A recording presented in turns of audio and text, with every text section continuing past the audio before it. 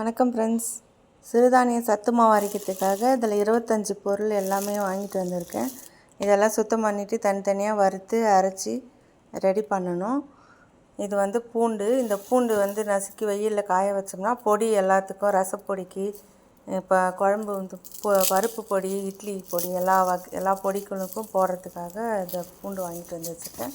வெயில் இருக்கும்போதே நசுக்கி காய வச்சு வச்சுக்கலான்ட்டு. இது தேவையான பொருள் மிளகாத்தூள் அரைக்கிறதுக்காக வாங்கிட்டு வந்திருக்கு. மிளகாய் 2 கிலோ வாங்கிட்டு வந்திருக்கேன்.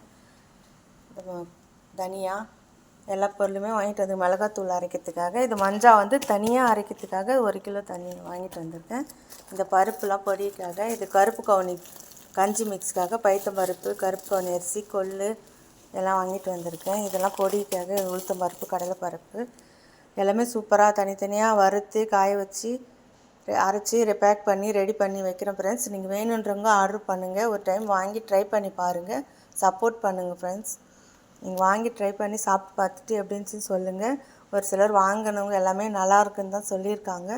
நீங்களும் வாங்கி சாப்பிட்டு பார்த்துட்டு எப்படின்னு சொல்லுங்கள். 100 கிராம் வாங்கி கூட டேஸ்ட் பாருங்கள் ஃப்ரெண்ட்ஸ். அதுக்கப்புறம் கூட உங்களுக்கு பிடிச்சிருந்தா வாங்கிக்கலாம் நீங்கள்.